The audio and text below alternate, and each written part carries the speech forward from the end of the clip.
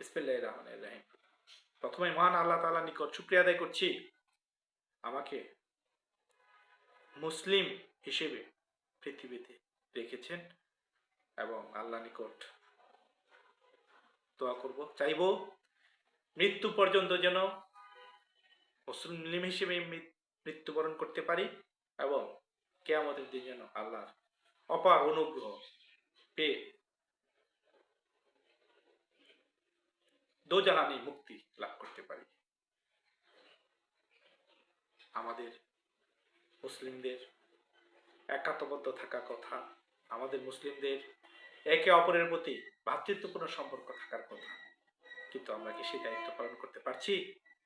আমরা যদি দেখি পৃথিবীর মুসলিম রাষ্ট্রগুলা একে অপরের সাথে যুদ্ধ, হিংসা, প্রতিযোগিতায় লিপ্ত।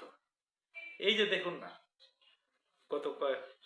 এই নির্বাচনকে রেখে বাংলাদেশে মুসলিম দলগুলা একত্রিত হওয়ার ঘোষণা দিয়েছিল, কিন্তু গতকাল দেখা গেল ইসলামী আন্দোলন বাংলাদেশ জোট থেকে বেরিয়ে গেল। আমরা আবারও প্রমাণ করলাম যে আমরা একাত্মতা থাকতে পারি না। শয়তান আমাদের খালি খোঁচায়, শয়তান আমাদের শুধু লারে। দেখেন সৌদি আরব, ইরান, মিশর, কাতার, কুয়েত, এরাও এক মিলেমিশে থাকতে পারে না।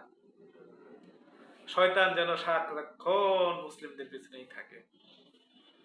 আমরা প্রত্যাশা করি মুসলিম বিশ্ব, মুসলিম গোষ্ঠী, মুসলিম ব্যক্তিবর্গ সবাই আমরা একত্রিত থাকবো, একতাবদ্ধ থাকবো।